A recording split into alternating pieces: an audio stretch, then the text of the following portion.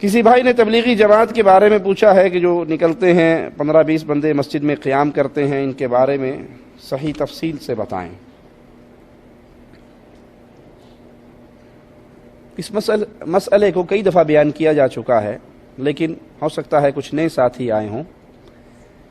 مسلمان پہ اللہ کے دین کی تبلیغ کرنا واجب ہے، ہر مسلمان پہ، یہ مولویوں کا کام نہیں، ہر مسلمان پہ۔ جو مسلمان ہے اسے پیارے نبی صلی اللہ علیہ وسلم کا کوئی بیان، کوئی فرمان، کوئی ارشاد، کوئی حدیث ملتی ہے، پہنچتی ہے، تو اس پہ لازم ہے کہ اس کو آگے اپنی استطاعت کے مطابق پہنچائے۔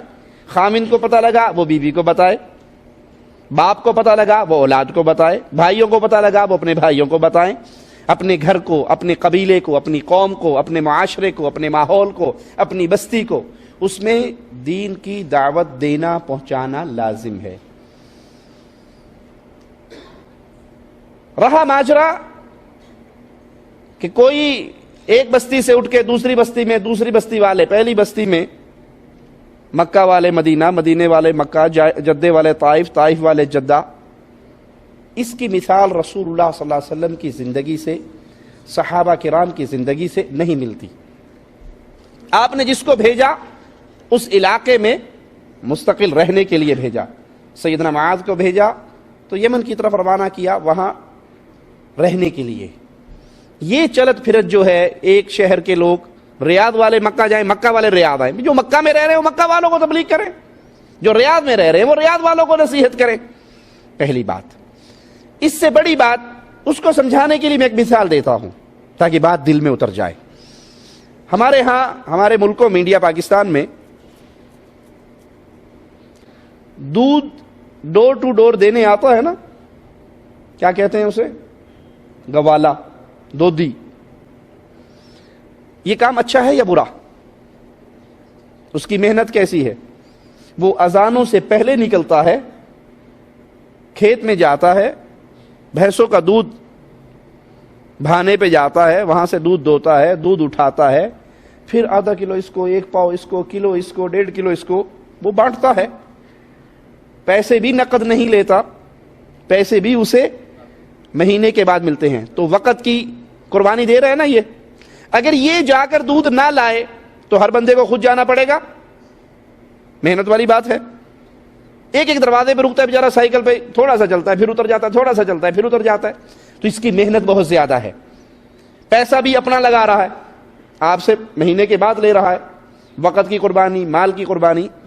اگر یہی دودھ والا اپنے برتن نہ دھوئے، یا دودھ میں کیمیکل ڈال دے، یا دودھ میں زہر ملا دے، اور پھر آ کر ڈور ٹو ڈور یہ دودھ بانٹے، سب بچوں نے فیڈر پیے اور ساتھ ہی موشن لگ گئے، ساتھ ہی بھاگے، ہر باپ اپنے بیٹے کو لے کے ہسپتال بھاگ رہا ہے، اور شام کو اس کو آگے پکڑیں کہ تو نے یہ کیا کیا، خراب دودھ دیا ہمیں، تیرے برتن گندے تھے، اس میں زہر تھا، اس میں کیمیکل تھا، اس میں یہ تھا، اس میں وہ تھا۔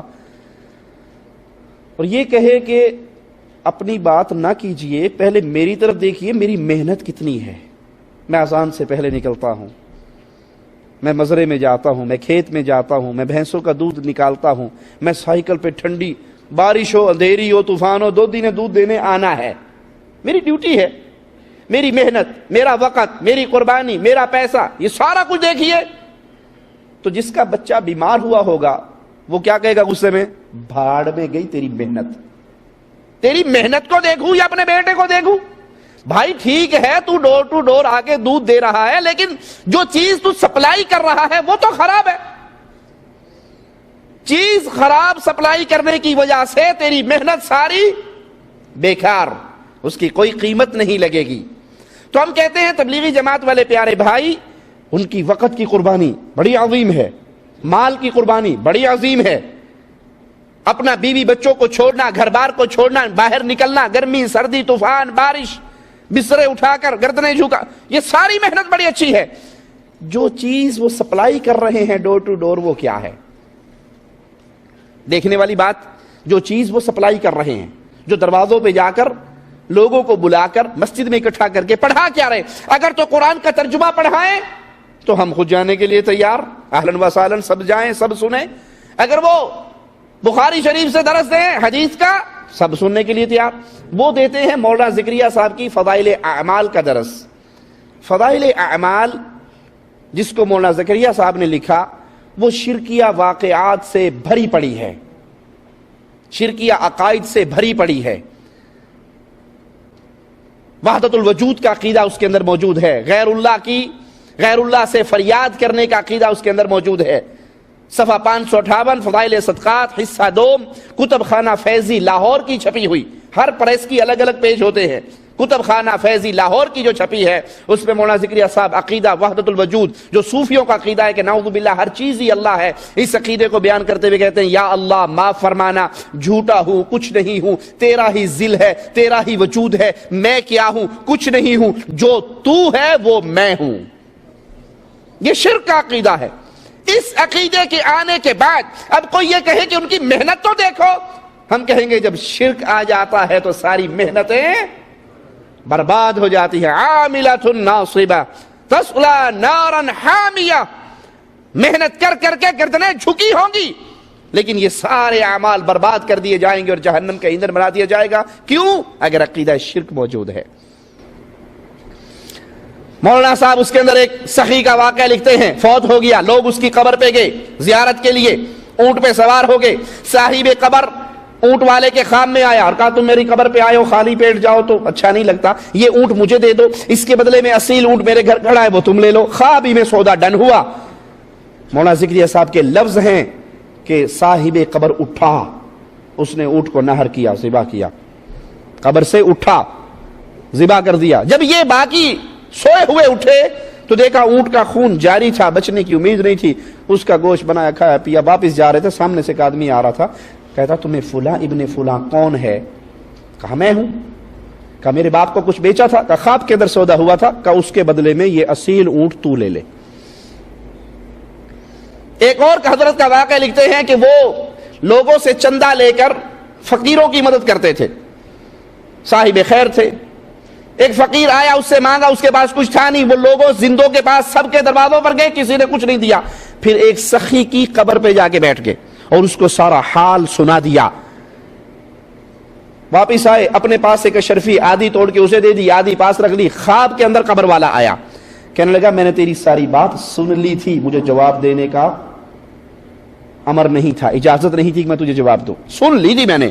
اب میرے گھر والوں کے پاس جو اسی کو چولہا پھاڑو, چولہے کے نیچے ایک مرتبان دفن ہے, اس میں خزانہ ہے, وہ لے کے اس فقیر کو دے دو. مولانا صاحب کے دو لفظوں پہ غور کیجئے, صاحب قبر اٹھا اونٹ ذبح کرنے والے قصے میں, اور ادھر کہہ رہے ہیں قبر والے نے کہا میں نے تیری بات سن لی تھی, جواب دینے کی اجازت نہیں تھی.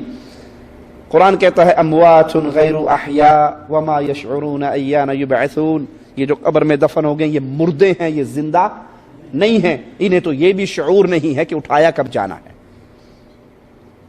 تو پیارے بھائی محنت بہت ہے, کاوش بہت ہے, خدمت بہت ہے, مال کی قربانی, وقت کی قربانی, لیکن اصل بات کیا ہے کہ پیش کیا کر رہے ہو, سپلائی کیا کر رہے ہو.